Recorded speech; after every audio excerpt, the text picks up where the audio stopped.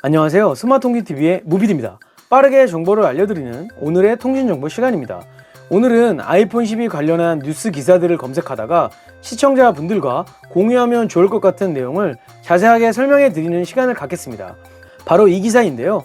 내 아이폰은 자급제였는데 교환받은 아이폰은 통신사 폰이라고요?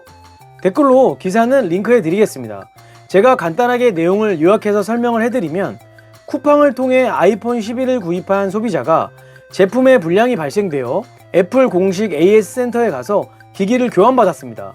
교환받은 기기를 가지고 통신사에서 확정 기변을 시도하자 해당 제품은 자급제 단말기가 아닌 통신사 단말기로 5G 요금제 사용 시에만 전산 등록이 가능하다는 안내를 받습니다.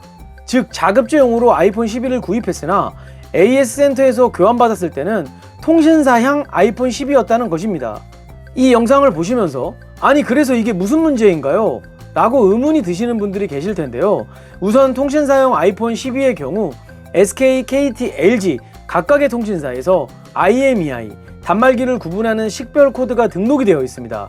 즉 같은 아이폰 10이라고 할지라도 SK용 아이폰 12, KT용 아이폰 12, U+용 아이폰 12가 구분되어 있습니다. 하지만 자급제 아이폰 12의 경우 어느 통신사에도 IMEI가 등록이 되어 있지 않습니다. 자급제 폰의 경우 지금 쓰고 있는 핸드폰의 유심만 빼서 자급제 핸드폰으로 유심을 끼우는 유심기변 형태로 쓰시는 소비자분들이 많으신데요. 이렇게 쓰셔도 사실 큰 문제는 없으시고요. 위 기사에서 언급한 확정 기변의 경우는 SK, KT, LG 내가 지금 쓰고 있는 통신사 전산에 자급제 폰 IMEI를 등록하는 것입니다. 번거로운 절차지만 이렇게 확정 기변을 하는 이유는 혹시 분실 시에 이 자급제 폰이 내 것이다 라는 소유권을 주장할 수 있고요. 통신사 보험도 가입이 가능하기 때문입니다. 문제는 위의 통신사용 단말기의 경우 확정 기변 시 무조건 5G 요금제를 사용해야 한다는 점입니다.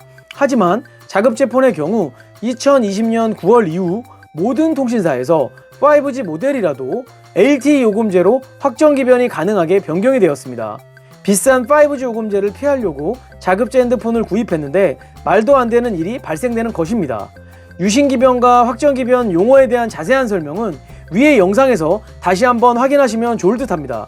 위의 상황은 통신사와 애플 둘 다 문제인데요. 국내 제조사인 삼성과 LG의 경우는 자급제 단말기와 통신사양 단말기를 정확하게 구분해서 위와 같은 문제가 발생이 안 되는데요. 애플의 경우는 AS 센터 교환 시에 자급제용과 통신사양을 구분하지 않는다고 합니다. 애플에서 잘 구분만 해줬더라면 위의 상황은 미연에 방지할 수 있었습니다. 통신사의 문제는 애초부터 모든 5G 단말기를 소비자분들이 원하면 처음부터 LTE 요금제를 쓸 수 있게 해줘야 하는데 시스템적으로 충분히 가능하지만 5G 요금제보다 상대적으로 낮은 LTE 요금제로 가입자들이 몰리면 통신사들이 수익이 저하되잖아요. 그래서 막고 있는 것입니다. 물론 통신사에서도 요금제 유지기간 이후에 LTE 요금제로 변경은 가능하지만 시간이 지날수록 그 조건들이 점점 까다로워지고 있습니다. 아니 그렇다면 제대로 된 속도의 5G 망이나 구축을 하고 이렇게 할 것이지 정말 어처구니가 없습니다. 자, 오늘은 아이폰 12 자급제 단말기 관련해서 이슈가 되고 있는 기사 내용을 다뤄보았습니다.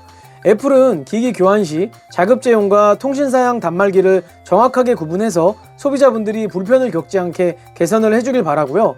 통신사들은 핸드폰 매장에서도 소비자분들이 원하면 5G 모델 최초의 개통 시 LTE 요금제로 개통할 수 있게 시스템 개편을 강력하게 요구합니다. 오늘 영상 여기서 마치겠습니다. 이 영상이 도움이 되셨다면 좋아요, 알림 설정, 가운데 구독 버튼까지 클릭 부탁드리며 더 유익한 영상으로 찾아오겠습니다. 시청해 주셔서 감사합니다. 좋은 하루 되세요. 끝!